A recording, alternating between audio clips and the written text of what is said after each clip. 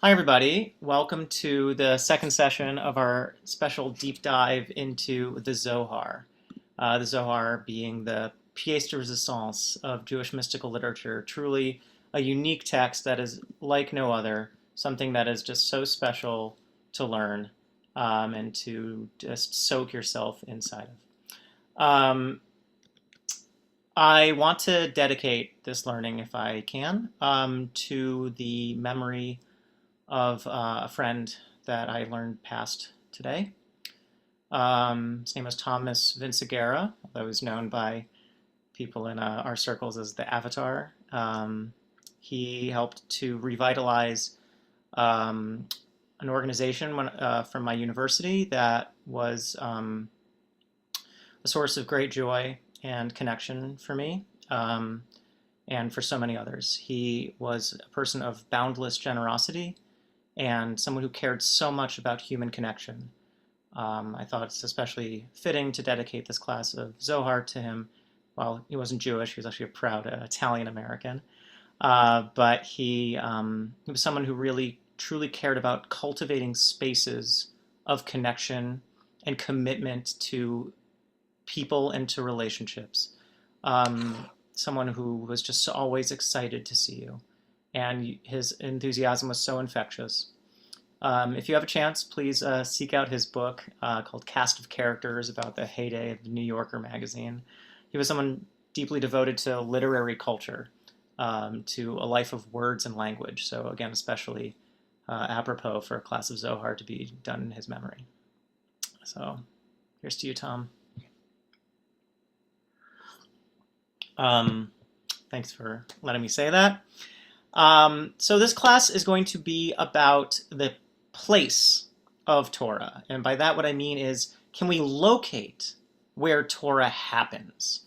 I think anybody who, not just who organizes spiritual community, but participants in spiritual experiences, participants in religious communities, especially appreciate not just holy time, although that's definitely an emphasis in Judaism, Shabbat, Yontif, holidays, etc., but also the kinds of spaces that we cultivate. I think we know the difference between walking in a room in which there is a sense of place there, right? There's a sense of intention there, and just walking into some place, right? We can feel an energy change. You can feel some kind of connective relationship occurring, some kind of activation of what's potential in that space.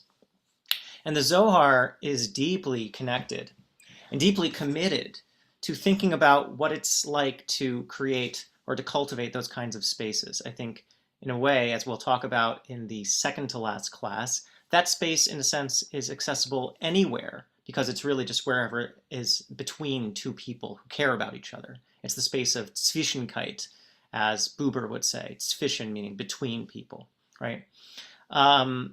But here we're actually going to talk really about what it means to locate Torah, what it means to find yourself in a certain kind of place, and what it's like to move through those places.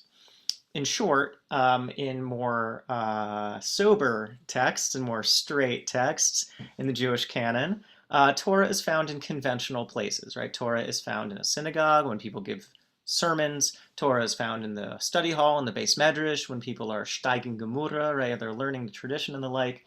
But even like, let's say other spaces too, right? Torah is found at the home of the rabbi. It's found in a center of some kind. But the Zohar, in its commitment to a version or a theory of mysticism in which God cannot be contained or God cannot be conventionalized, Torah is every time Torah occurs, it's a test. It's like a test case for finding Torah in unexpected places. Or to find Torah in the unexpected places, to find Torah issuing from the mouths of unexpected people, proves that you can't say that Torah only belongs to to a value system that correlates with this world. Right? To commit to a vision from eternity, right? A view of forever, means that it upends, it inverts all these standards and hierarchies that we are so committed to in this life.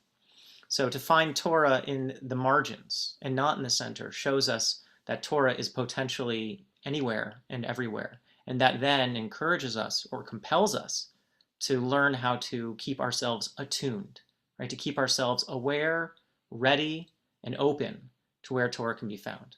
So that's the framing thoughts I want to offer.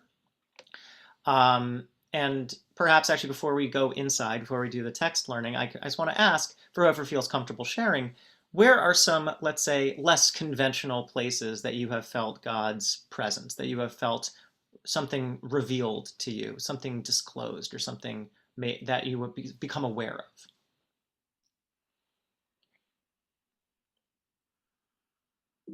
Walking in the woods, actually. Kathy, you said walking in the woods.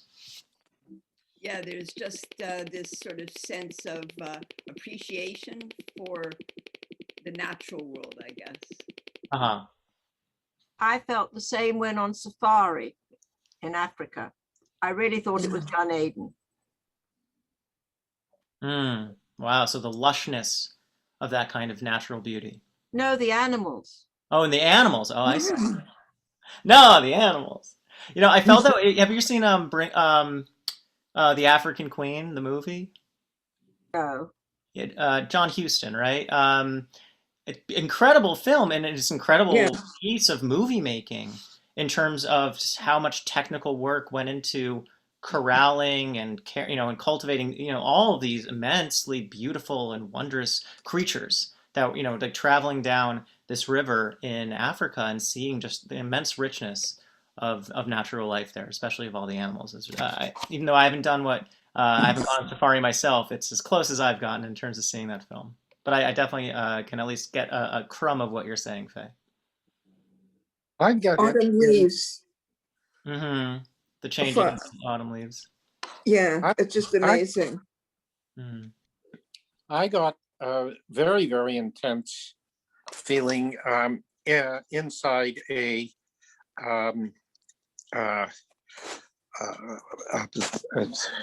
in China, inside the what is it called? The Terracotta Warriors place, and it just seemed like, wow, is that intense there? So, it can be anywhere. It can be anywhere. So I want to share. Thank you so much for sharing your experiences and your thoughts. So can everyone see the source texts? Accidentally highlighted? Okay, great.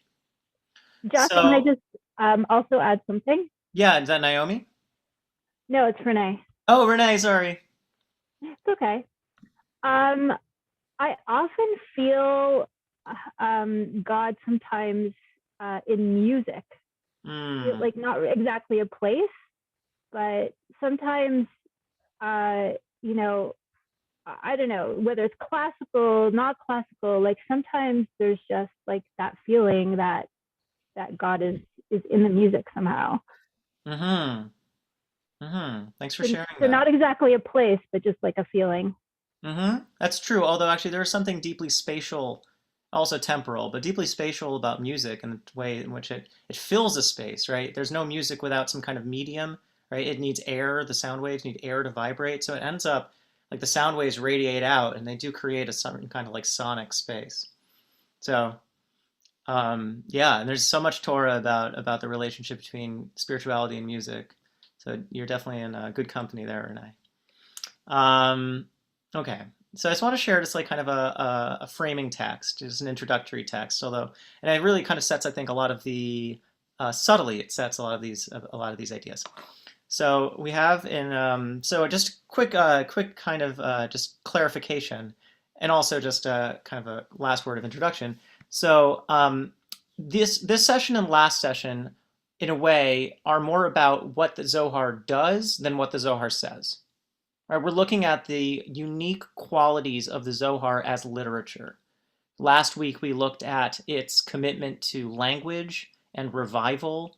Right, we looked at the Zohar in terms of its commitment to a narrative, but the way it plays with that narrative, and it has us in this relationship, us watching them who are watching God, who is watching back, right, creating this mediated, spectacular relationship, right, us watching them, watching us. So the primacy of vision is very, very thorough in the Zohar and a lot of Kabbalah as well. Here we're going to be talking about, again, its framing narrative, the way in which it frames many of its teachings as being done or being given over in a time of meeting, in a time of meeting people, and where those moments of learning occur. And we'll be talking about where that is in a moment. But last but not least, I also want to just make sure that we know what the pagination system is, just, again, so we know how to navigate our way through it. So there's two main printings of the Zohar. There's the Mantua edition and there's the Cremona edition. And depending on who you ask, one of them was first. Most people say the Cremona is first, but Mantua kind of won as being the more standardized one. But some people even say that there's the earliest printing was Mantua. Things are confusing when in the early days of printing. Zohar was printed, though, fairly early, Jewish book-wise, in the mid-16th century. And as you can tell from the names, in Italy, where a lot of Jewish book publishing was occurring. So when you see Zohar and then a 1, 2, or 3, you know that you're dealing with the Mantua pagination, right? Because the Mantua edition is divided into 3 volumes. The first volume is Bereshit, the second volume is Shemot, and the last volume is Vayikra through Devarim. So when you see Zohar 1, 2, or 3, and then you have pages. 25b, right, means the verso side versus the recto side, A and B, right? So there's a folio page which has a front and a back. The front is A and the back is B, kind of like the Talmud. All right, last quick detail also is that there's what's called the normal, there's the Zohar, but then there's also additional books that were published. One is called Tikkunei HaZohar, which literally means like the corrigenda, the corrections, the additions to the Zohar. That was produced later, came out in the early 14th century, versus the rest of the Zohar, which was published around the mid to late 13th century. And the Tikkunei HaZohar seems to be edited by the same people who edited the Raya Mehemna as well, which is a different text in which Moses does a mystical commentary on all the commandments. Okay, so there's Zohar, there's the Tikkunei HaZohar, and then the last book that's published discreetly is called Zohar HaChadash. And that was basically like, hey, look, bonus Zohar of a bunch of Zoharic texts that were only discovered in the 16th century and were published for the first time around then. So they were found in a cave. People had them, but they weren't circulating, it seems. So that's Zohar HaChadash. It's literally called New Zohar. It's like, hey, look, New Zohar. It's out in the block. But just don't forget also, though, even the normal Zohar, like the 3-volume Zohar itself is, there's the Gufa Zohar, there's the body of the Zohar, the main text where Rabbi Shimon and his friends are teaching Torah to each other. But also there's a bunch of other kind of random manuscript type texts that are crammed in there too. We saw one of them last week, the Rava de Metivta, right, the Masters of the Mishnah. That's its own discrete text, but it's edited inside of the regular Zohar book. Okay, so 3rd volume. And early on, so it's going to be from one of the Parshiot from Vayikra. I can include Parshiot in the future. I didn't this time. So, we start. Rabbi Acha hava azil ba'orcha. Rabbi Acha was walking the path. Rabbi Chia and Rabbi Yossi, and we'll see them later actually, arhu kachada. And he encountered Rabbi Chia and Rabbi Yossi, and they met.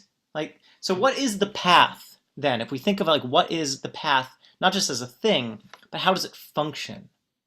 All right, so it's something to think about. A path is a space of meeting.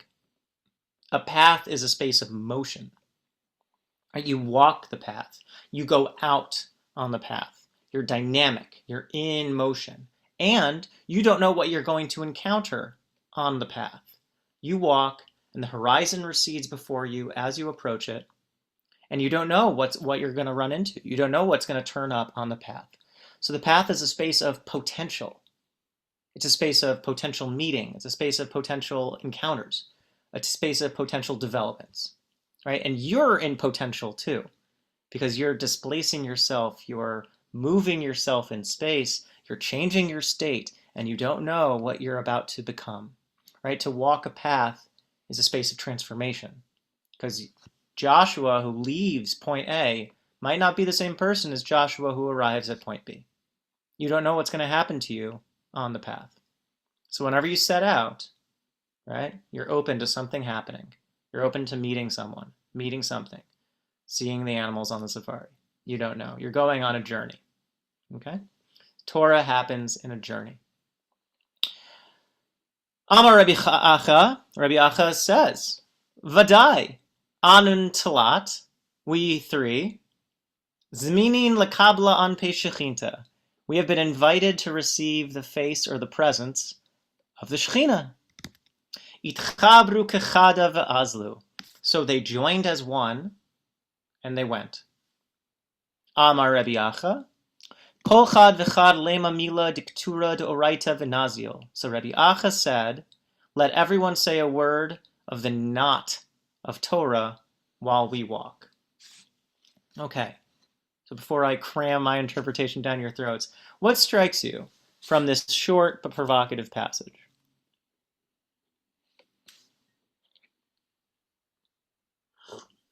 The joining, Mm-hmm. that they join as one, that Mm-hmm. somehow they become one. Okay, great. So the three participants, right? Itchabru kechada. The three join as one, right? And we know that in the Sphero, for instance, Sphero is, and Mom, can you move your head? For those who can see, can you move your head to the side so we can see it? There we go, great. So if you look at the diagram of the Sphero, you see it's made of a bunch of threes, right? It's made of a bunch of triangles. And that's kind of the three that are uniting as one. Now, there's a reason that sometimes people are kind of itchy about Kabbalah, or like, wait a second, that sounds a little bit Trinitarian. That sounds three as one. I don't know. But that's because they haven't learned the truth, of course. But the point is that the Zohar is comprised of many three as one units, a right side, a left side, and a mediating center. So we have three rabbis here, and as Eric quite rightly pointed out, joining together as one, synthesizing, right, in a system. They now are not just three individuals, but they are a unit of three. They are a group of three, and they are interacting together. What's happening between them is the key. And very good for noticing the togetherness, because what else is together, according to this passage?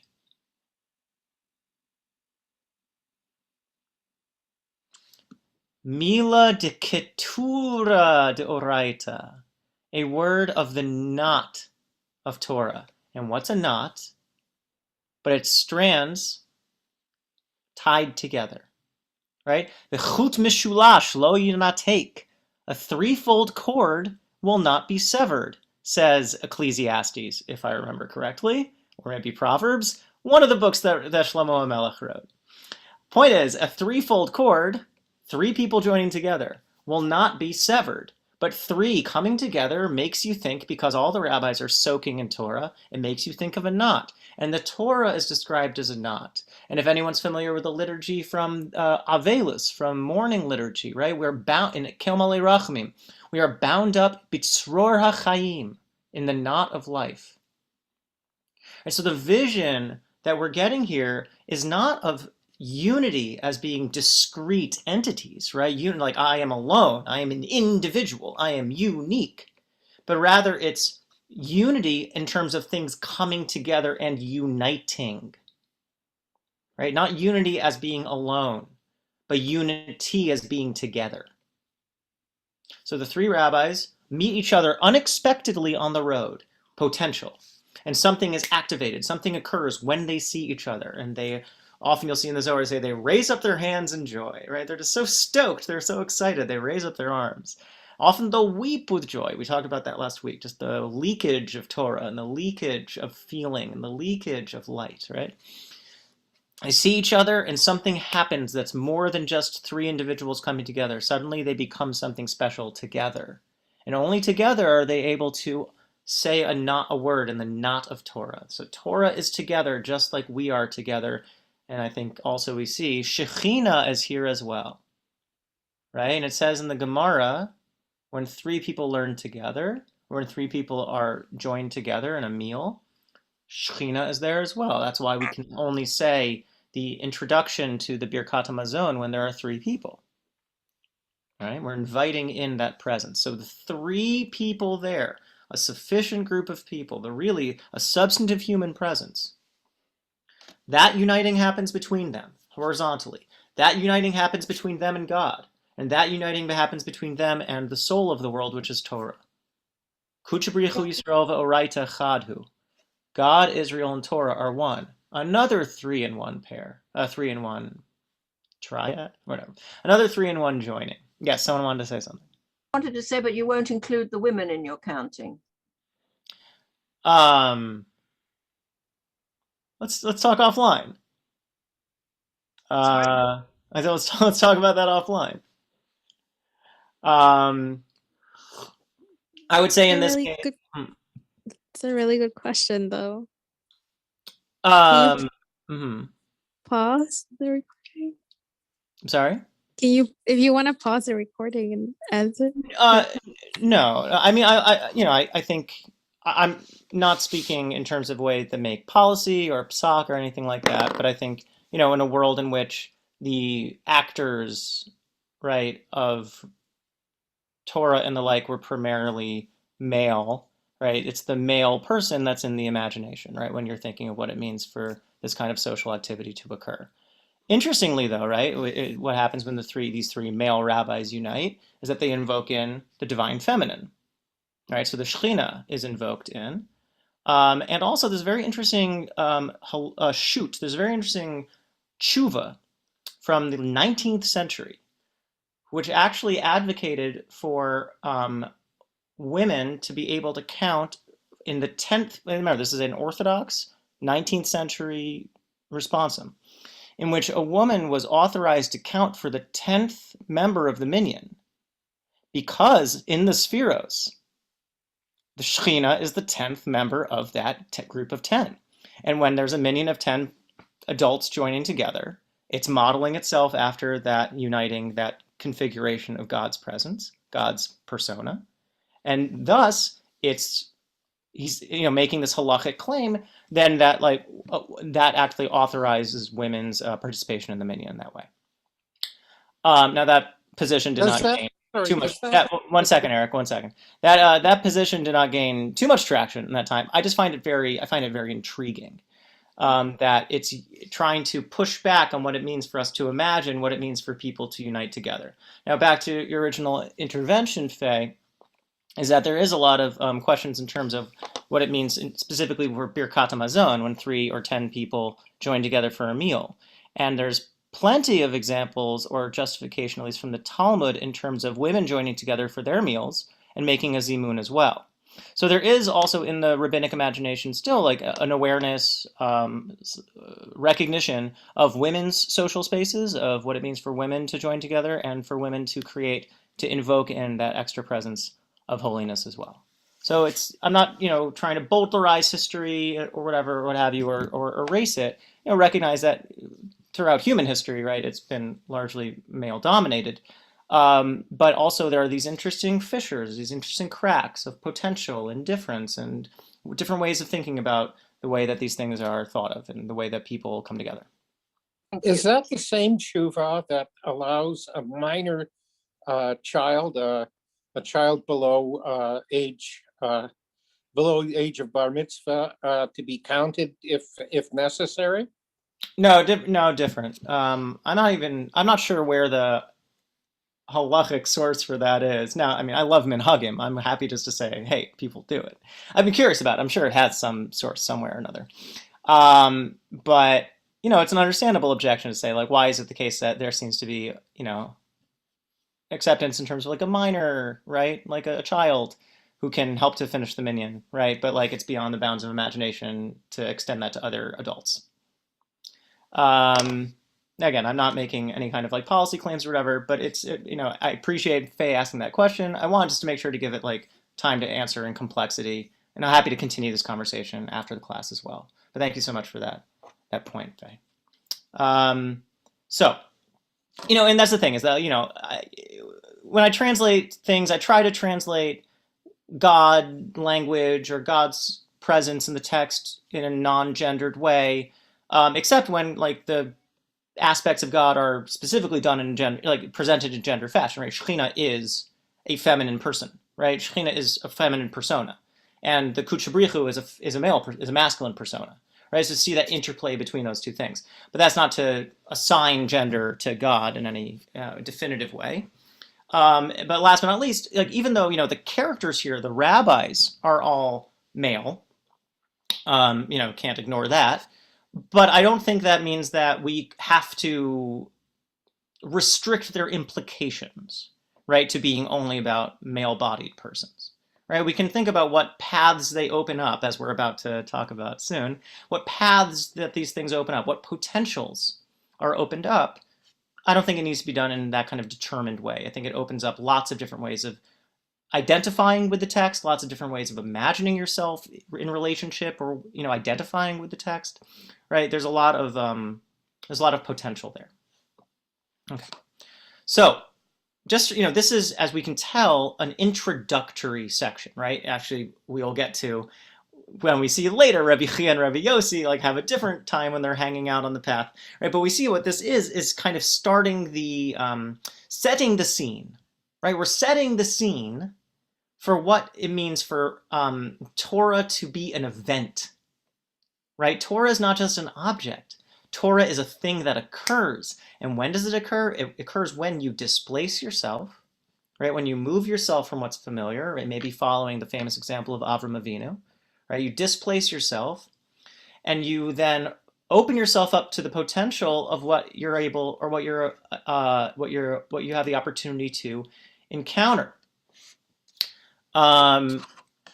So Torah is born from that kind of promise. Torah is born from that kind of potential, right? That type of horizon that can be actualized, that can be reached one day. But Torah is infinite, right? The horizon recedes. The horizon's never satisfied. There's always a horizon to approach, and there's always more Torah to encounter. So just as you encounter people, right, it also sets the framework for Torah is also an object in this relationship, right? It's a member of this relationship. You encounter people, and you encounter the Torah that they have to offer. So you encounter Torah through your being open to what the path, what the way promises. Okay. Good. So, but I just translate in two different ways, path versus way. And we're going to see a really, really fascinating way or path of thinking about what it means to metaphorize, right? What it means to use this metaphor of Torah on the road, right? Jack Kerouac's Torah on the road. So here's another rabbi traveling tale. So when the companions reached Rashbi, right, Rabbi Shimon bar Yochai, they ordered these words. And by these words, what it's referring to is a whole bunch of stuff, which I did not translate that precedes this, right? All of the Torah that they had learned on the path. And what does Rashbi do? Rashbi responds, he says, he opens, right? Patach ve'amar. And we know from before, right? Patach is a very important word in the Zohar, because it's the way that the midrash is open. But also, think about what patach means physically. What do you do when you reach a gate? You open it up. How do you open up the hiking trail, right, in the park? Well, you have to open up the gate to make sure it's available to everybody.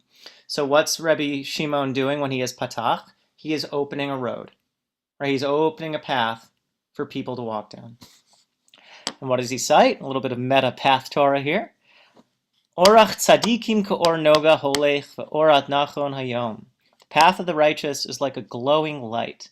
And what does light do? Right? Light expands, light radiates, light extends itself, expanding and illuminating until midday. So what's the metaphor image that the verse from Proverbs is drawing on? Sunrise. Right? Think about what sunrise looks like in the sky, right? So sunrise in Jewish language is called Olata Shachar, right? It's the pillar of light, the pillar of dawn. Why? Well, think about when the sun is starting to break its way across the horizon, and you see these shafts of light open up. Shafts of light, which look a lot like a path, right? So what is it?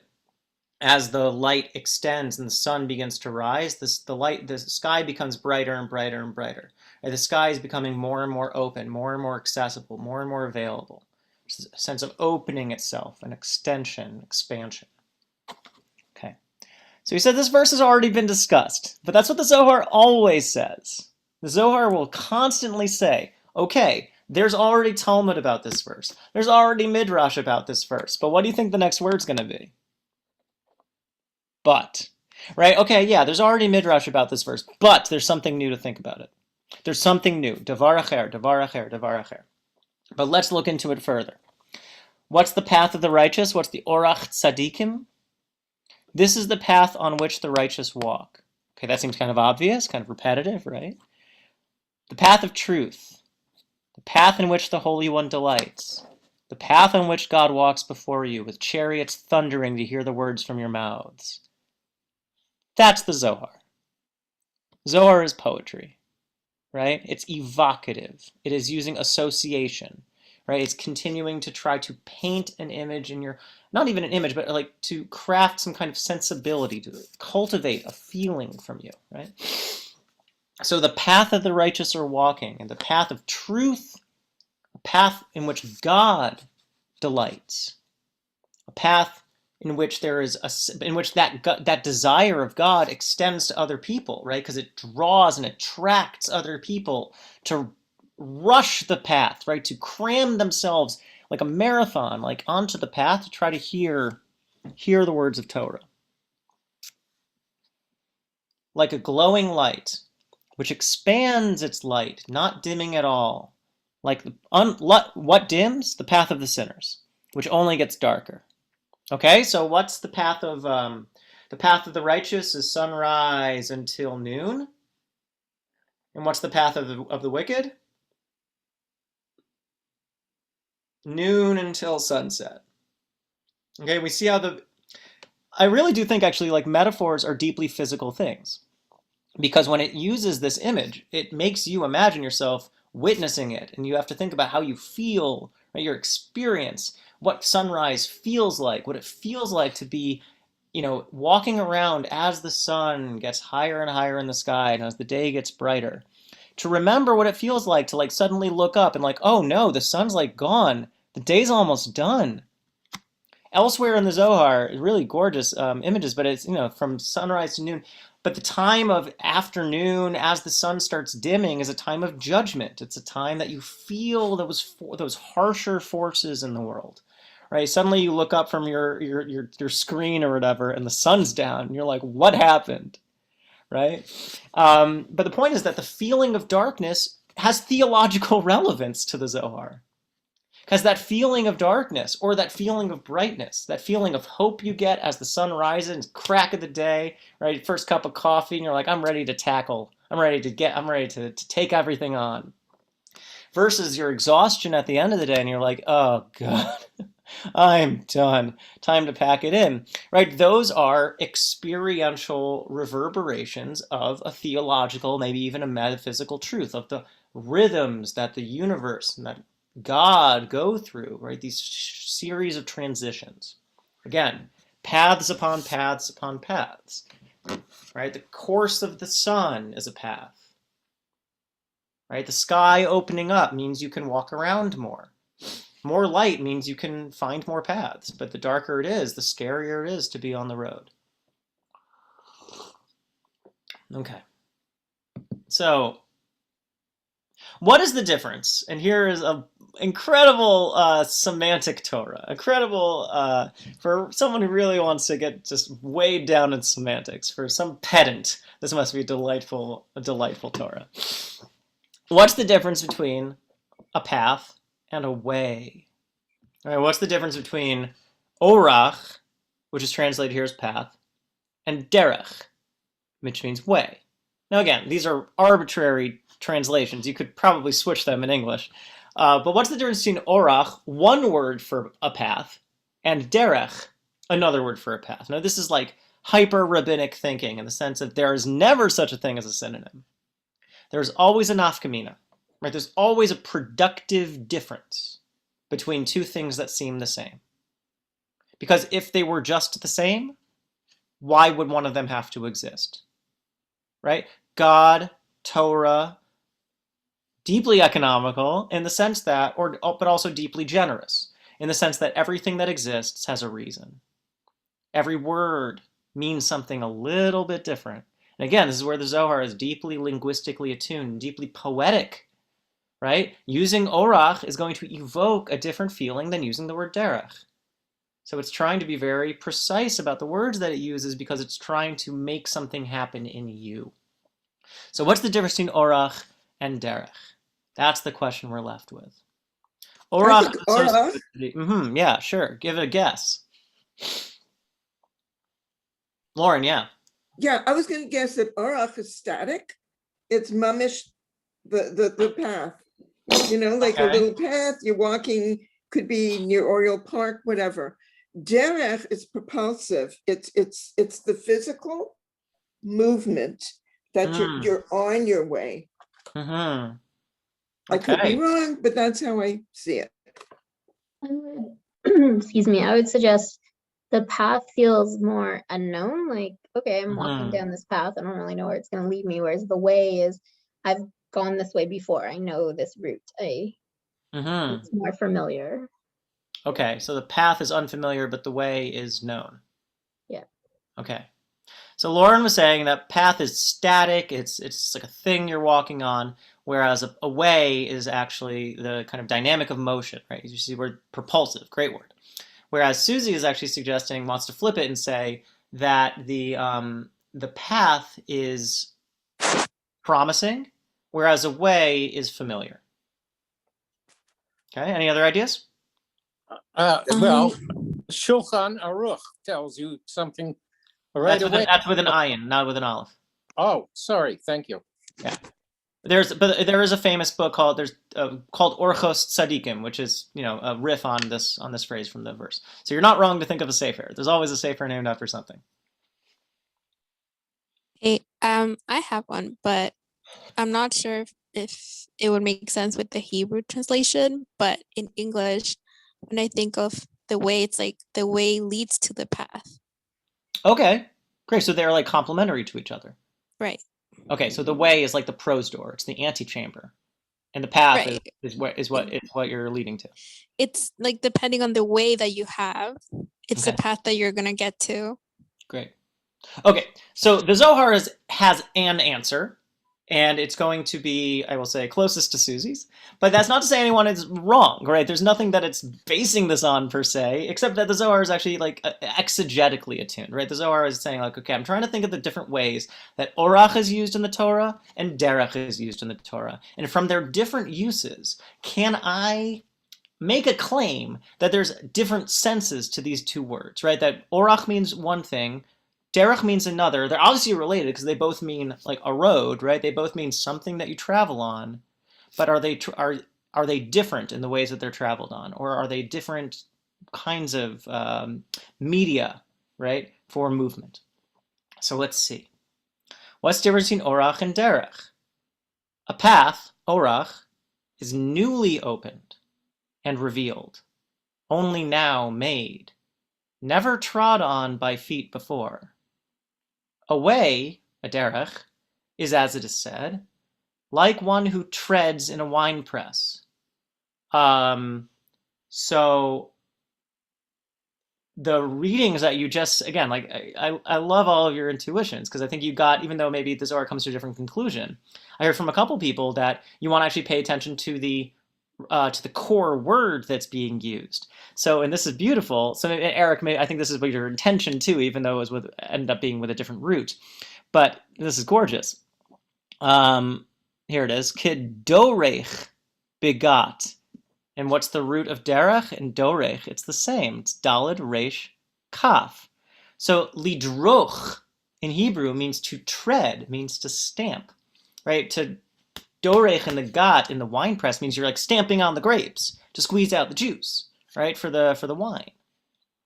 So, and we'll see elsewhere. Also, if you're stamping on the grapes, you're going. If you've ever seen a wine press in operation, you're going around in circles. Interesting. Okay. You're walking around and around the same thing over and over again. Very nice. Very nice.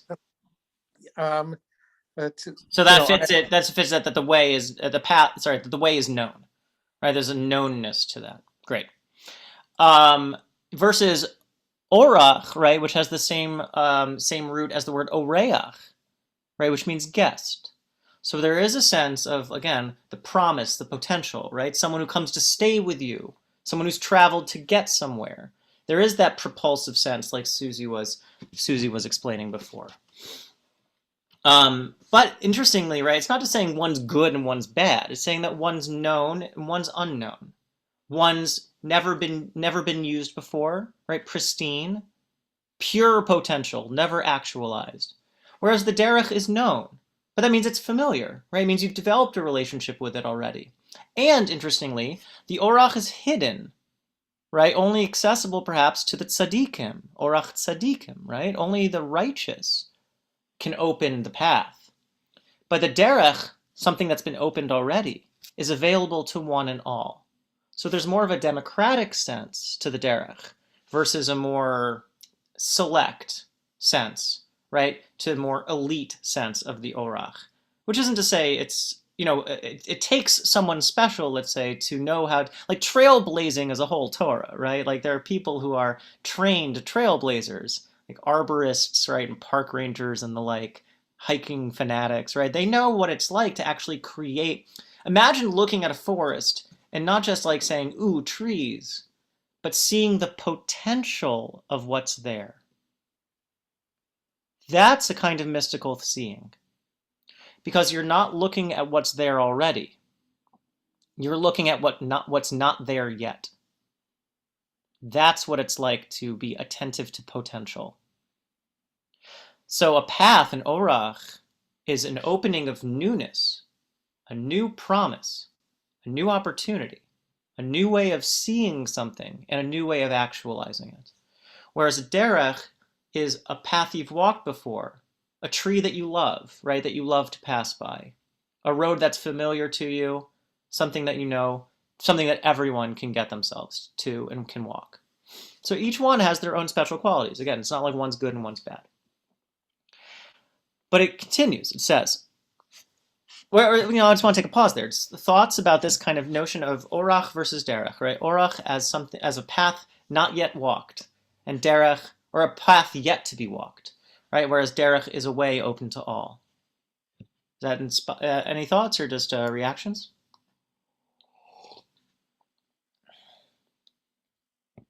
Reactions are beyond words. I'm just So stunned. I have a Beauty. question. Yes. Yeah, please. So there, you often hear the term, there's two terms you often hear with the word derech. Mm-hmm. Derech eretz, Mm-hmm. and that, which means, I guess, path to the land or path of the land. Is that how you would translate it? Yeah, I would actually probably put it like the way of the world. Yeah.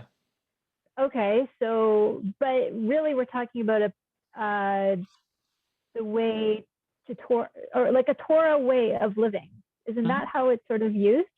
Yeah, it's used to mean it's used to mean decency. Yeah. Okay, so like, and then there's also, people say, oh, that person is off the derech. They're like not on the way anymore, not on the, like, and that's also translated as path, and somebody is, maybe lost their way a bit. And right. So I just translated them as way and path just so we have an English difference. Again, there's no reason to say one of them's path and one of them's way necessarily. Okay. It's more like one of them, I can, in the future, I can, instead of saying path, I'll just say orach. Instead of saying way, I'll just say derech. But, but yeah, I mean, but I think maybe saying someone's off the derech, it means it is something that's set, right? Someone who's like rebelled, someone who's like gone off the reservation, right? Like they are somebody who has gone off the known thing, right? And that's, okay, I mean, again, I'm not saying it's necessarily consistent, but in terms of what the Zohar is saying about derech is, right? Derech is something that is established already. Okay, got it. Isn't derech eretz really menschlichkeit? I mean, I grew up, bred and born B'nai Akiva. So Torah in derech eretz, as opposed to Haredim, was basically being modern, knowing the world, but also menschlichkeit. Derech eretz was, we were taught menschlichkeit. Yeah, that's right. That's a good translation of it. Whereas bleep derech eretz means you're not a mensch. Yeah, that's right. Okay. Derech eretz, so the way of the world, right? The way one should behave. Great. Another Okay. question. Please. Does orach have a relationship with or, like with light? Or is that a different spelling? It's the same spelling. It probably is grist for some good midrashim, because the rabbis will say, oh yeah, all you need is 2 letters to say that things are related, even though later grammar people say you need 3. So they're not related etymologically, but I'm sure someone says that they are. So good grist for the sermonic mill there. Do not let anything dissuade you otherwise.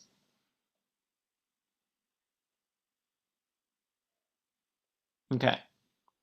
Great question. I'm glad you're doing the proper Zohar thing to try to find secrets within secrets, right? To try to break apart the word into its components is also a very mystical hermeneutics, right? A mystical way to relate to words, to see them as a secret code that you can break apart and put back together in a new way. We got a new, right? Bring up newness. Okay. I want to press on a little bit because it's going to keep on expanding its notion of what an orach is. The aldal tzadikaya kare orach, and this is why the righteous are called a path. This is why for the righteous, right, whatever the righteous walk on is called a path. Now it's starting to walk back a little bit, as it were. For they were the first to open that space. So how is it now actually reinterpreted or redefined what a tzaddik is? Right, we have our notion of like, oh, what's a tzaddik? A tzaddik has a stately appearance, right? A tzaddik has a noble character, right? But a tzaddik here is not actually a person of high stature necessarily, or even a person necessarily who is like defined by what they are, but rather what they do. A tzaddik is somebody who walks the path. But it's, again, what is a path? A tzaddik is someone who opens up new paths. That's what a tzaddik is. And not just that, but a tzaddik is by walking, by living, by learning, by teaching, right? The result of what the tzaddik does is to open up new paths, new ways of seeing Torah, new ways of relating in the world, new opportunities to connect with God, right? A path is, again, a potential. It's an opportunity for something to occur. So opening up new opportunities, opening up new potentials, new way of seeing the world, new way of being in the world. That's what the tzaddik does. That's the functional definition of the tzaddik. It's not truly the place. Pushing back a little bit. And again, I think that's why actually Susie's intuition was quite predicting some of this, right? That path isn't really about the road. I think Lauren actually was getting this point as well. A path isn't literally just the road that you're walking. A path is being on the path, being on the road. It's that sense of newness. It's that feeling of something being before you, but you don't know what it's going to be. That's what a path is. It's not really just a place. For even if people have walked on it before, right? Wait a second. Okay. Before its differentiation was that an orach is a path that is not yet walked, right? It's a potential path. It hasn't even been open for public use yet. And derech is a path that's already been blazed, is a trail that's already been blazed. But now Zohar is saying, no. You could have an orach just as well in a path that people have walked before. Because what's really the point? Because the righteous now have walked it, and that space has been made new. So what differentiates an orach from a derech? It's not the physical location, right, of whether people's feet have been on something or not. It's the dynamic or the sensibility of what it's like to be in it, right? Imagine walking around Kensington Market as someone new to the city. And you see a lot of fun things. You see a lot of neat shops and good food and fun art and stuff like that. But then imagine walking around Kensington Market with somebody who's lived in Toronto, whose family has lived in Toronto for 100 years. And suddenly your relationship to that space is so different because now you get to see through the present into the past. You get to see the way that the past connects with the future, the way that old communities moved and lived within it, different communities moved in, right? Your relationship to the space has been completely transformed and renewed. Imagine walking in Cedar Vale Ravine on your own, and you see beautiful trees, and you see a raccoon, most likely. You see a coyote. Very cool stuff. But then imagine walking down Cedar Vale Ravine with a friend who's a botanist, a friend who's an ecologist, a friend who's an arborist, right? Somebody with a deeper, intimate connection with that space. And suddenly your relationship to the space is completely, it's like you've never walked it before. That's a path. That's an orach. And that's how also, again, back to the original point, a path is defined by relationships. Right? The path where you meet your friends is a very different path than when you walk alone. It takes another person sometimes to activate your relationship to the path in a new way. And that's your tzaddik. Right? The tzaddik opens up the potential of what that path has in store for it. Such that now that even though, let's say, you've walked that road a zillion times, but you've never walked that path. So a path has a certain kind of intention to it and a certain kind of potential. The newness of this space is like a person had never walked on it before, right? You've had a completely renewed relationship to it. It's like you're there for the first time. And I hope we've all had experiences like that, where something has changed inside of us, which now changes the world outside of us. For the righteous make new each and every place. That's the function of the righteous. Lechadesh. To make new. Things are never exhausted to the righteous. There's always a new facet to be found. There's a derech can become an orach like that. The question is, how are you relating yourself to it? That's the function. That's the promise. That's the value of a good teacher, right? Is that it takes you on a new relationship to Torah, such that you've delved so deep into the different ways that one verse can mean so many different things. But now when you go back to the pshat, right, back to the simple meaning has been completely transformed by your relationship to it. You can't go back to the Torah the same way. You can't go back to the path because it's a new path each time. They make new each and every place with their soaring words in which the Holy One delights. And the Shekhinah travels in that space, which had not been there before. So what is it then to find newness in the space? It's actually to find God's presence. God's presence is the potential for newness always being found. God cannot be exhausted, and thus nothing that God created can be exhausted. There's two ways of thinking about infinity. Well, there's infinite ways of thinking about infinity, but two ways I want to highlight. One is an infinity that goes on forever, right? An infinity of size, right? Something is infinitely large, and you can't imagine something infinitely large. It's impossible.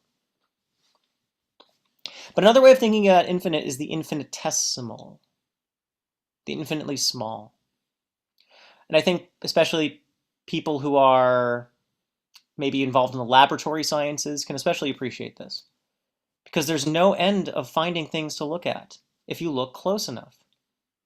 If you go deeper and deeper and deeper into looking at something, there's always something new to see. So again, we're attending to what the Zohar is saying here, but also we're trying to pay attention to what the Zohar is how the Zohar is trying to change us. And the Zohar is trying to tell us, right, to try to teach us a practice of attention, to teach us a practice of intention, to show us that if we are able to relate to something in a way that always honors its promise, always honors its potential, then the world is ever giving of itself in new ways. that we can find ways to relate to things anew, even if we haven't already established a relationship with it. Because relationships continue and they unfold as we walk the path.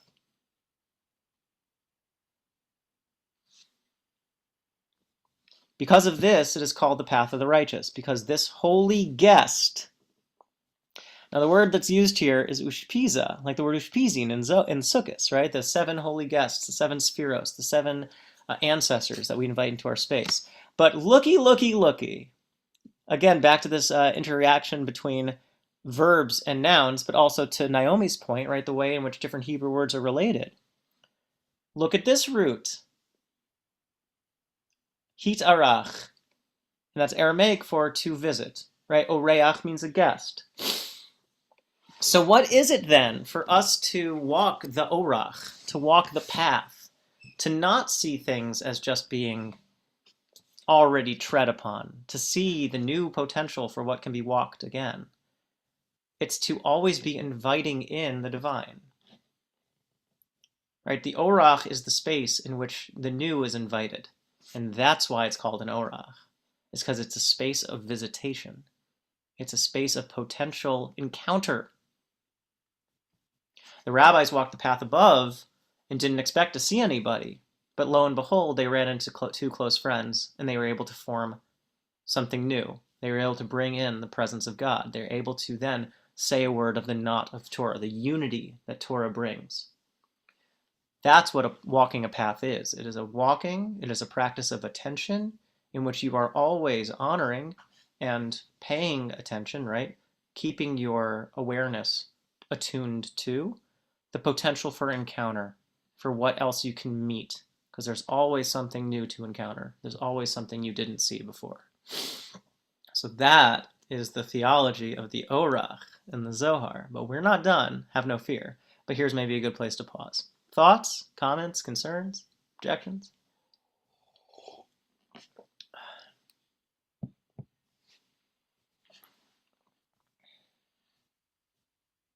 Okay. So as I hinted at before, there is something elite about the orach because it takes something new being introduced into the world, and that is activated by the tzaddikim, right? But I would say that tzaddik is more of a function than really the tzaddik is a person. The function of the tzaddik is to be the channel, right, that brings the divine into the world, that invites an encounter with something new. And that can be something inside of us too, right, the inner tzaddik that we have. But we said before that the derech, though, is open to one and all. And there's something interesting about the democratic nature of that, the egalitarian nature of the derech. It's open to one and all, available to be walked on by any and all, even sinners. Now that's interesting. I wanted to highlight that. Because you can get sucked into, you can get seduced by the beautiful orach, right? The beautiful promise of the new. But that does then mean that, someone who's addicted to newness means it's so easy to leave something behind. And also it's like this kind of like striving to always be renewing, always be innovating, right? Break stuff. That's what Silicon Valley says. Break stuff, disrupt. But the Zohar never wants to leave things behind. The Zohar doesn't see the orach as the good and the derech as the bad. The orach opens up new possibilities, and that's amazing, new potentials, always inviting new ways to relate. But there's also a value in what it means to cultivate a relationship and to further a relationship and to be caretaking, right? To caretake for the path that's already been blazed. And here, I think there's also, like, the doors are open wide when it comes to derech, and that means that it's walked by anybody. It's something vulnerable about the derech, right? Once you open up a new possibility, a new potential, then it's out there in the world. And you don't know how it's going to be used. Anyone can use it, right? You write something, you publish it, you can't control how it's going to be interpreted. You say something in a room, you don't know how people are going to react. You can try to predict it, but to that way madness lies. There's something deeply mysterious about what it means to live, because you can't control results. You can't control the way things are related to. So once the newness is opened up, once the potential is actualized, then it's out there in the world. It's out there, and it's out there to be related to by all kinds of people, right? So orach as this untouched potential, pure potency, right? Something that doesn't exist yet. But once something does exist, then the question is, how are we going to relate to it? Does it demand something of us? And is there a way to cultivate better or worse, more caring, less caring kinds of relationships to it? Okay? So again, I think it's a good example of the way in which the Zohar is asking us to look beyond what is immediately present, but also not ever advocating for us to escape it or to transcend it, but always insisting that we care for and we commit ourselves to what it means to, in a compassionate way, what it means to live in this world. Yeah, Lauren, you wanted to ask a question?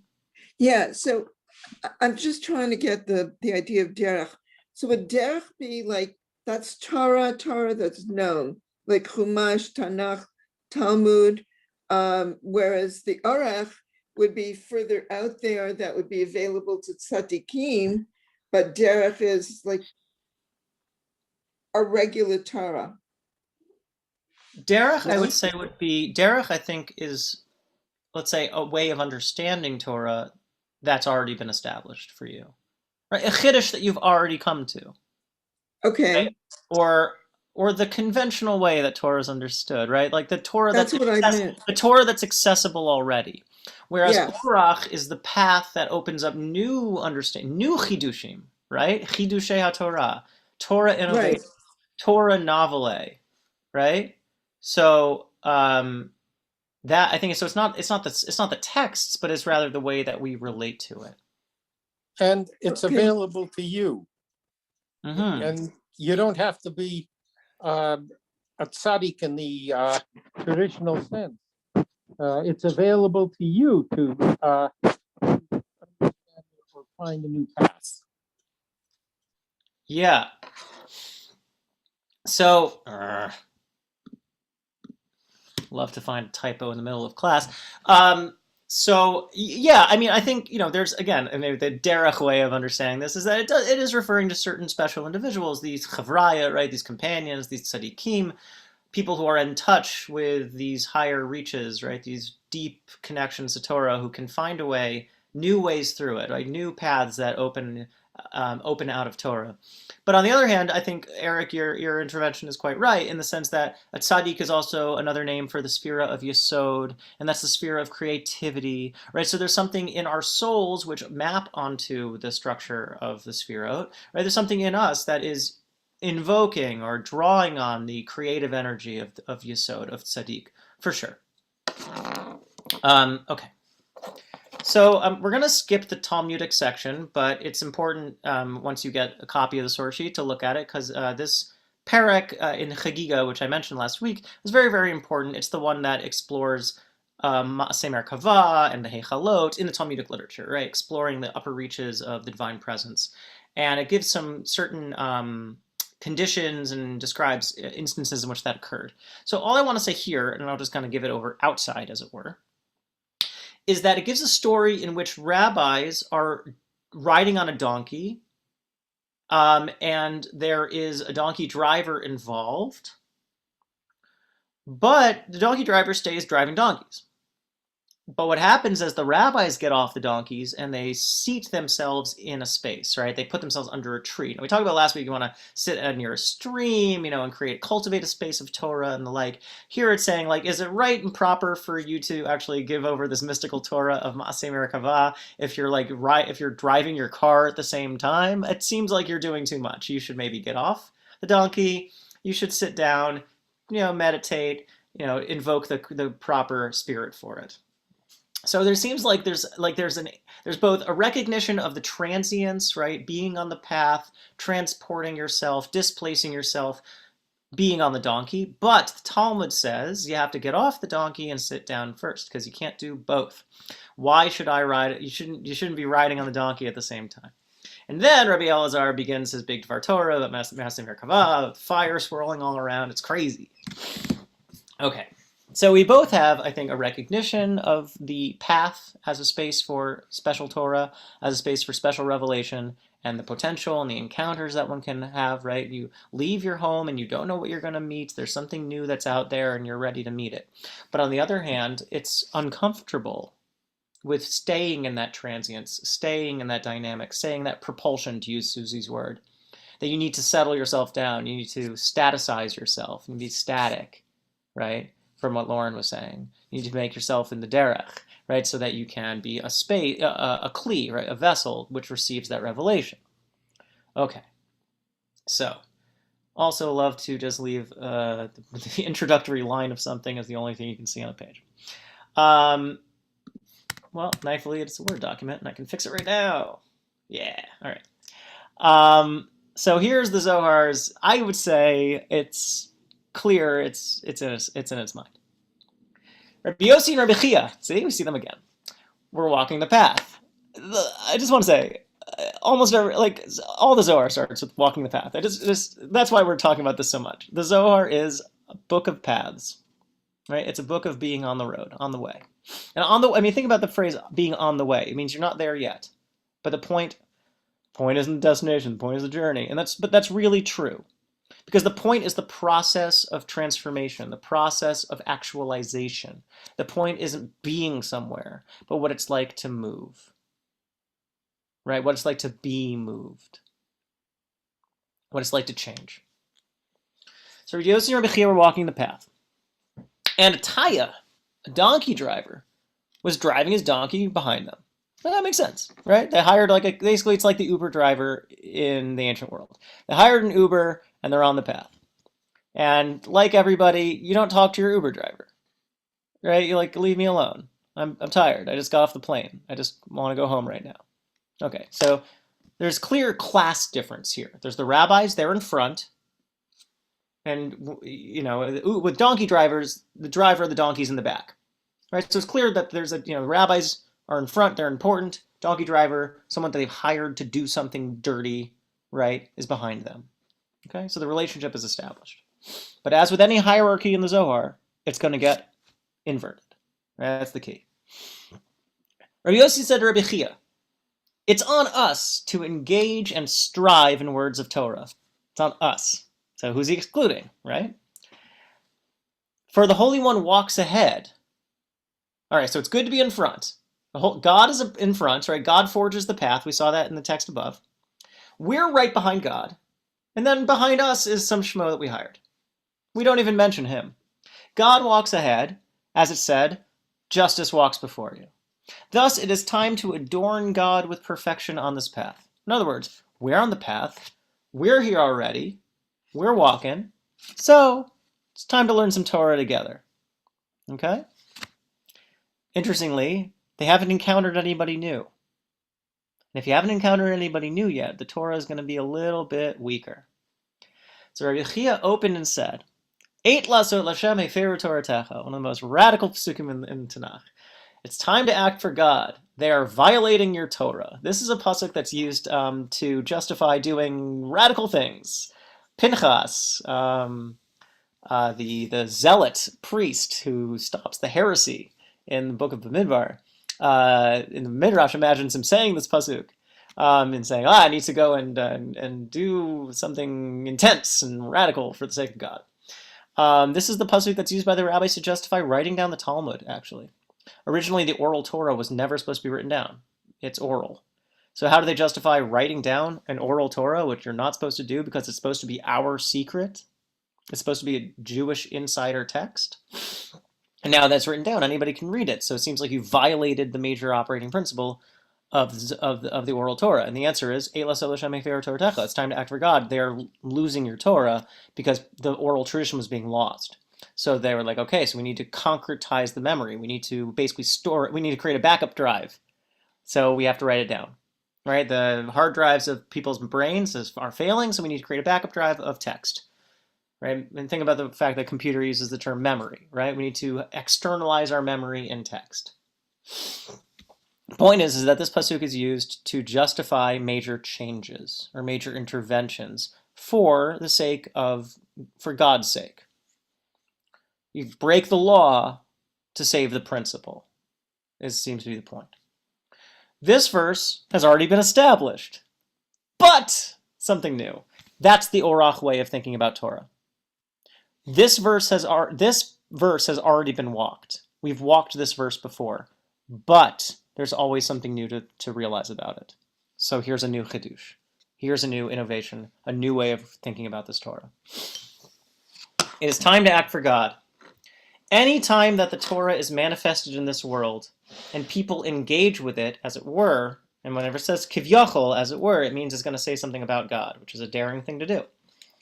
The Holy One rejoices in the divine handiwork, joy reverberating throughout the worlds, heavens and earth abide in their place. So what happens when there's a healthy and robust relationship between the people of Israel and Torah? The world sings.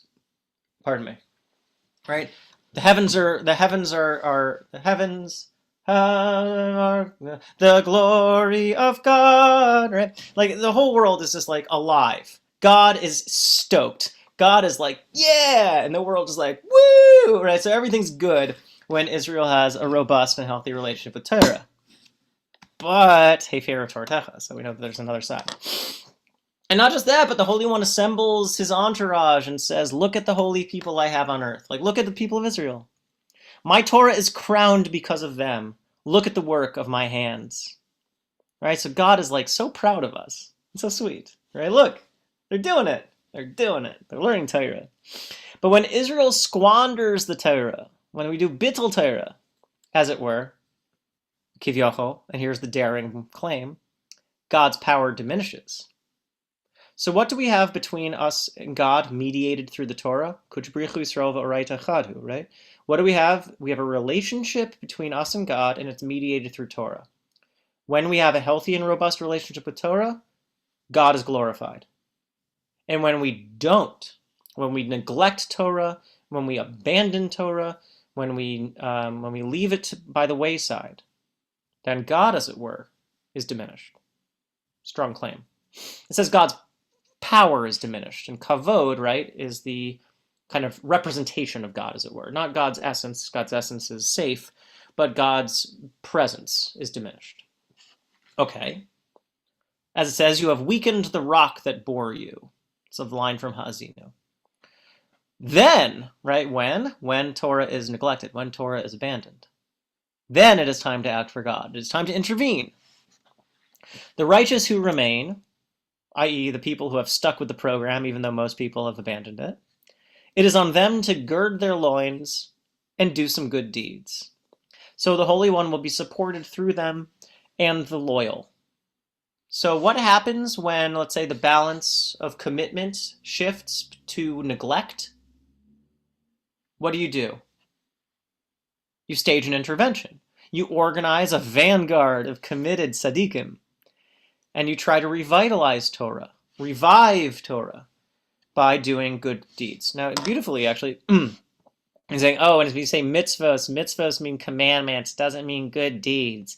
Well, first of all, in Yiddish, it does mean good deeds. It means do a mitzvah. It means do something good. But second of all, it gets it from this, because it actually literally says, ovadin de chashran, to do fitting and worthy deeds. That is what we're referring to here. So morality is connected to Torah as well. It's not just being stark and frum that we're talking about. It's not just being like super religious. It's about being, as Lauren and Renee were insisting before, about derech eretz, right? It's about being a good person. What does it mean to be a tzaddik? It doesn't just mean that you're a Torah genius. It means that you are living out the Torah and manifesting Torah in its fullness, which means bringing goodness into the world. So you're doing good things, and that's how to help heal God's presence, to magnify God's glory again. That's how you rehabilitate God, is by doing good things. So when we go and do good in the world, it has a reverberation not just around us, not just horizontally, but vertically as well. Remember, that relationship is mediated through Torah, but Torah understood broadly. Torah im derech eretz, right? Torah with what it means to be a good person. My taima, why? What's the reason? Begin to heferu Toratecha, because your Torah has been neglected, your Torah has been violated. V'lo yishtadle ba b'nei alma k'dekad because people are not engaging with it like they should be. So when Torah is neglected, right, instead of calling family services on Torah, which is what you should do in a time of neglect, instead you organize a vanguard. You organize a crack SEAL Team 6 of good deed doers, and you go and you intervene, right? You go and you try to change the world intentionally. You go and you try to fix things by going and doing good in the world, to be a good example. But again, what does it mean to be a tzaddik? It means open new paths. You open for people a way to exist in the world. You try to be the change you want to see in the world. That is what it's talking about. You go and live out the world that you are committed to. That's what it really means. You don't carp and complain. You go and you do. You actualize the world that you love and the world that you believe in. But again, tzaddikim are supposed to be attentive and are supposed to be opening new paths, except that no new person has been met on the road yet. They're just saying, we know that God's in front of us and we're walking behind God, but there hasn't been an encounter yet. The encounter is missing. So who's left? Who's excluded? Who's marginalized? The donkey driver. Rabbi Chia and Rabbi Acha forgot that there's somebody else to meet. And because they forgot there's someone else to meet, there's a whole range of possibilities that is closed off to them. They're walking a derech, not an orach. So this donkey driver that was goading behind them exclaimed to them, please, I beg of you. There's one question I must know. Rabbi Yossi says, of course. So he starts to crack open a little bit. The way is paved before us. Ask your question. Rabbi Yossi, he said, the donkey driver replies, in this verse, if it only said to act,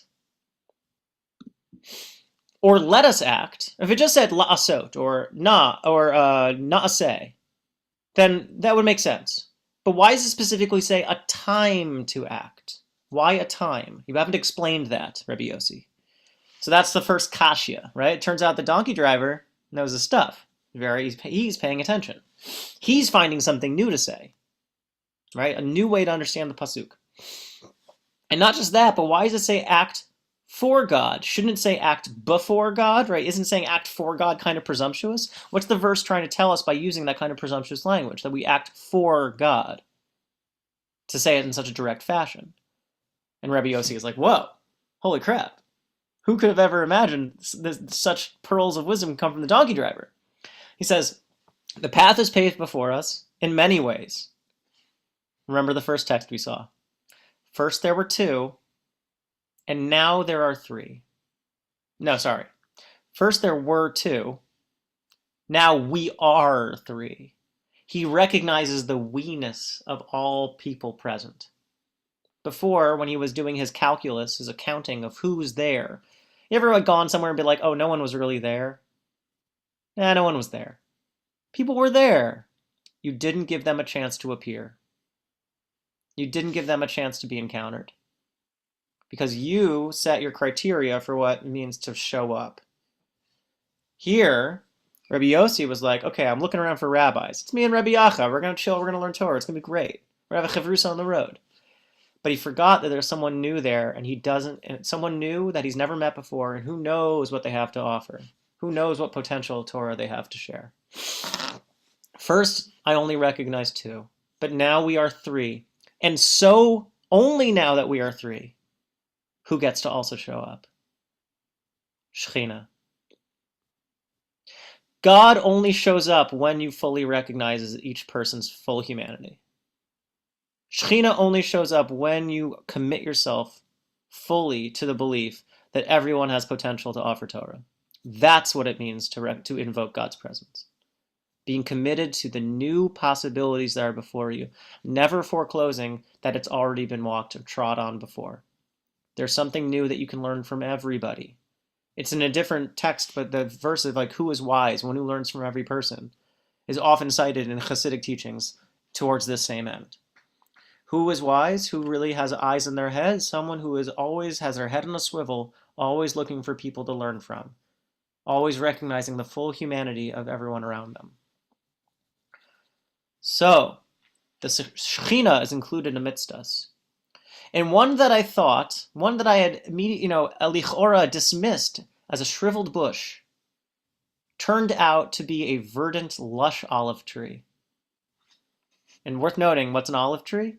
An olive tree, I don't know if you know this, but olive trees live for hundreds and hundreds and hundreds of years. Olive tree is a reliable source of nutrition. An olive tree is like the super resource tree in that area, or in the Levant. And this one, you have asked well, like donkey driver, you asked well. So since you have begun, continue, speak. The donkey driver opened the path and said. Now, think about it. What does the donkey driver do? The donkey driver makes sure you can walk the path. It's very common to see that people who do things that are essential are disposable. Right nowadays, in COVID times, I think the phrase essential worker shows up a lot. But I don't know if we've really done a lot of thinking in terms of what essential worker really means, because are they being treated as if they're essential, or are they being thrown into literally a life-threatening situation with minimal support? Right? So, when essential means that thing that we need but we don't value, then we really lose a sense of what the Zohar is insisting on. That everyone is infinitely potential. Everyone has something to offer. Everyone is truly important because everyone has a Torah that they can share. And it's specifically the people that you might discount, that you might ignore, that you might not be paying attention to. These are those opportunities to be surprised, right? To have your world changed. Because haven't now Rebbe Yossi and Rebbe Acha, aren't they walking a new path now? Now they're walking it with a new person, right? So now it's changed in terms of their company. Now they're walking it with a new question in their minds. So they have something else that's changing the way they relate to the world. Now they're walking it in a way in which they recognize someone else's full humanity and someone else's value. So they've changed as people as well. The donkey driver doesn't just let them walk a physical path. The donkey driver helps them open a path of Torah, helps them open their own soul's path in the world. Donkey driver, beautiful metaphor, again, for like a working class person, somebody that's not accorded high social status, but it's specifically from the marginalized that Torah is found in the Zohar. Other texts in which Torah comes from surprising places, there's a text called Saba de Mishpatim, the grandpa of Mishpatim, and some old dude, some like pensioner, right? Some like old guy, AARP member who's living in a long-term care facility, right? Someone that you care for, but you don't maybe care about, right? Somebody who maybe you're not listening to them so much anymore, but they have wisdom to share. Saba Mishpatim is one of the most flamboyant revelations in all of Zohar. There's also the Yanuka text, the kiddo text, in which high, lofty Torah comes from some random kid, right? Kids say the darndest things, you say, as you dismiss them. But I think anyone who spent time around children know that children see things in new ways all the time. There's real Torah that comes from children. Because they're always looking at the world in a new way, because nothing is a derech to a kid. Everything's an orach. So it's both an example here, but also an exemplum, right? This is a story about these specific rabbis being forced. They got kick upside the head and they realize like, oh, here's this person that we've been ignoring. Actually Torah comes from him as well. But also it is an object lesson for how we're supposed to, again, relate to the story and internalize it. Are you going to start walking through your world differently now? Are you going to be looking at other people differently now? Are you going to be looking at your cashier at Loblaws now as a potential source of revelation or not? Right? Are you going to live your life in which you are encouraged by the Zohar, encouraged by a radical commitment to God's ever-unfolding infinity? To always be looking for new venues in which Torah can be found, new sources of Torah from everyone and anyone. Right? Every derech can become an orach, because the derech is walked on by everybody. And it becomes an orach when you encounter someone else walking on that road. Okay, so then we have this beautiful exegesis that he goes through in terms of a time to love, a time to hate. And actually, Eric, to your point, in terms of switching around an aleph and an ayin before for Shulchan Aruch and Orach, they do that too. So you are justified because we have the word et here, which means time, and then later we have the word et, which means the object marker in Hebrew when it says v'havta. Not v'havta es Hashem Elokecha. Love the Lord your God. And et there is with an aleph, and eight is with an ayin. So we can see those two words, and that's a good proof positive that whoever's reading the Zohar, we know actually as early as the midrash, aleph and ayin sound basically the same, because there are midrashim in which switch those two letters. So again, Eric, you have justification. There's always a precedent. So there's a really beautiful exegesis. It's a bit complicated, and the time is growing late, so I want to skip a little bit ahead. So he comes around to a similar point to what Rabbi Yossi was saying. When Israel is busy in Torah and mitzvos, with the words of Torah and the point of Torah, then there's the mystery of holy faith. And when it says Raza B'Mnutza, what it means is a way of relating to God in which we are attending to the unity in God, right? Those unifications. So remember, we saw above, walking the Orach is being open to new encounters, a new encounter between people and what comes from a relationship. Every relationship, I think we know, friends, people that we love, even just new acquaintances, right? There's something new that's born from meeting somebody else, right? You sparking against somebody else is more than ever you could just do on your own.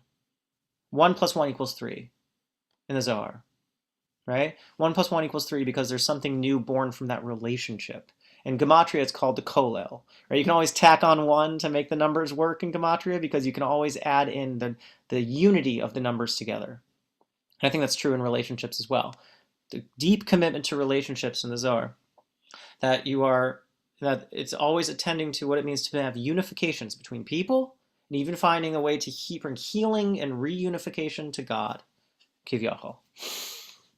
But when Israel neglects the Torah, then things break apart.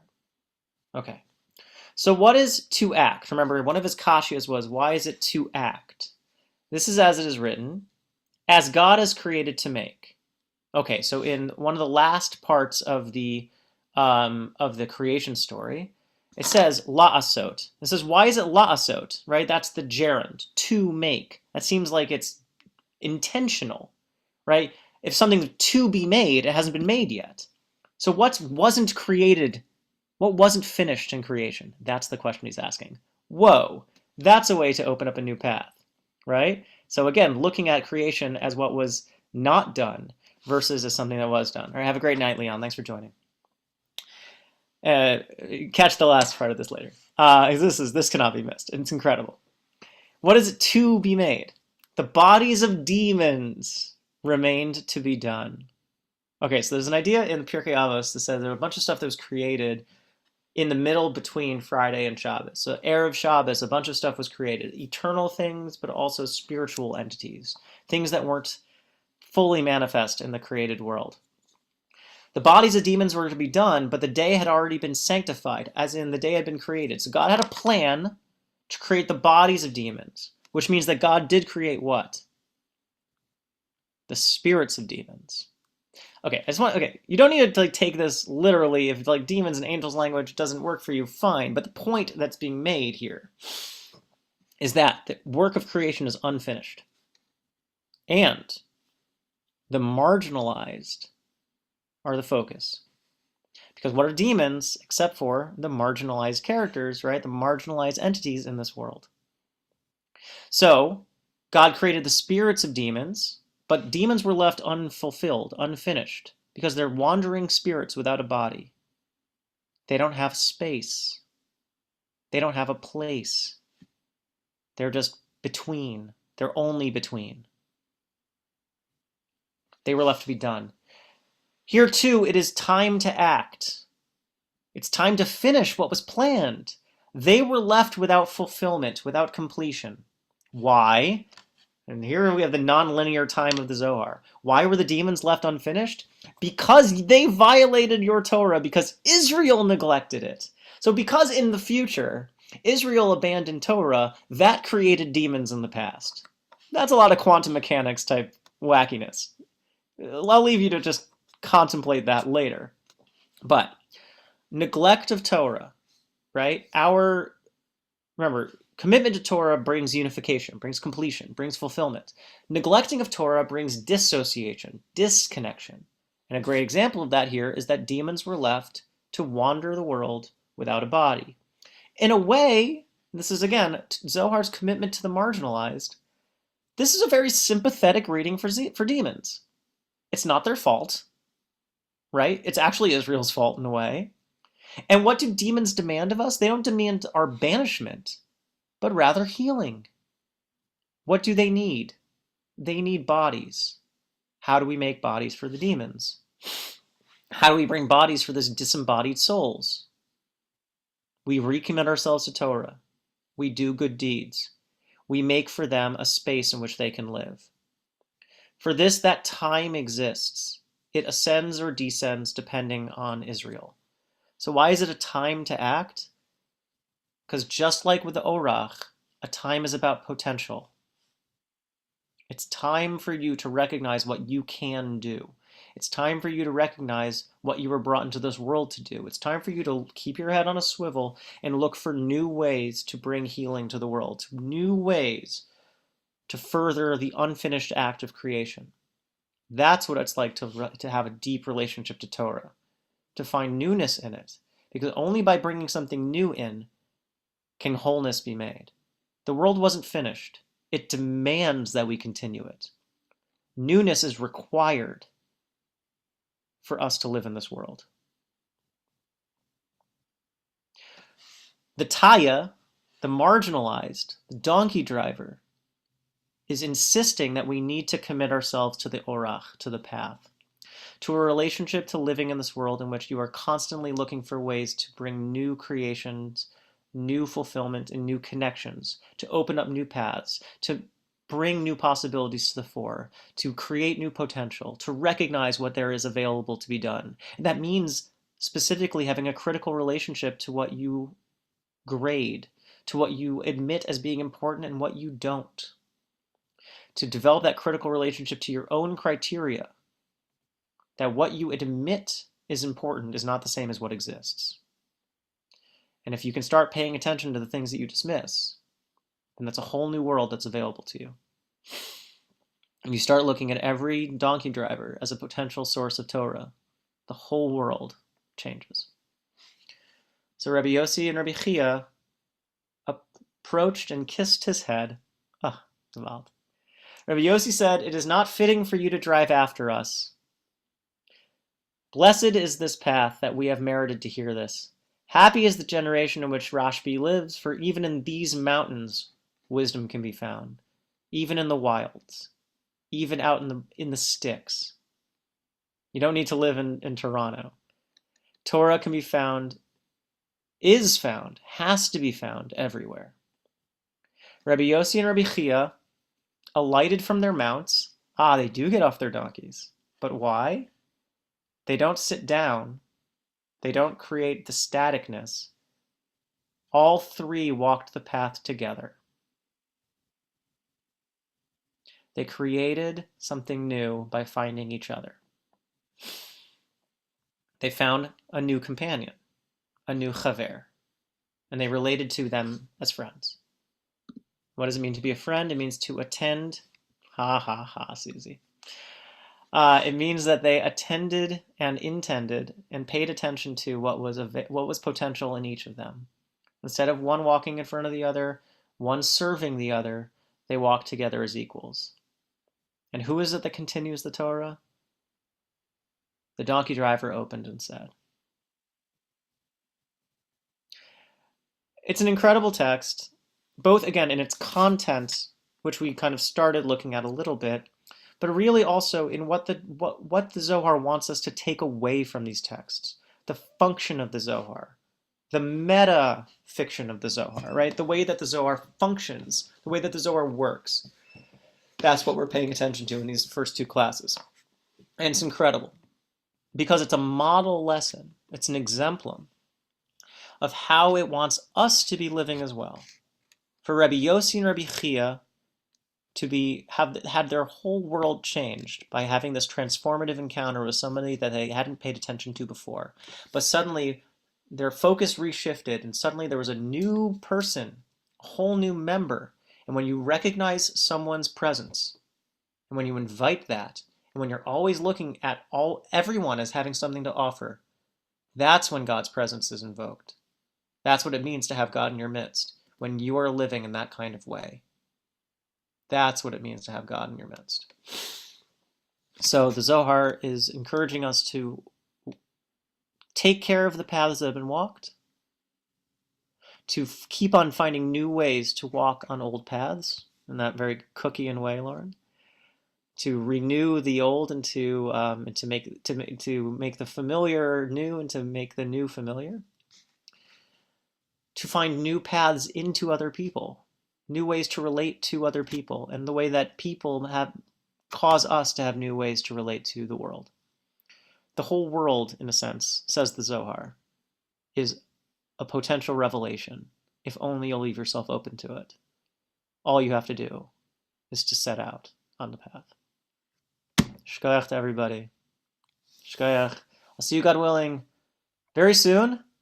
Purim, Thursday night. Purim Thursday. Tomorrow, Megillah Lunch and Learn at noon. Same Zoom link as always. Purim Thursday evening. Purim Friday morning. Shabbos. Gewalt. And then back to the Zohar, which we never really left, of course. 7:30 next week on Tuesday. God willing, I'll see you there. Have a wonderful night. Yeshkoach, Josh. That was beautiful. Yeah, great for all of you. Thank you for all your comments, your insights, your intuitions, your interventions. See you soon. Koya. A Freilich Purim, everyone. I can feel. Oh yeah, hug the mail.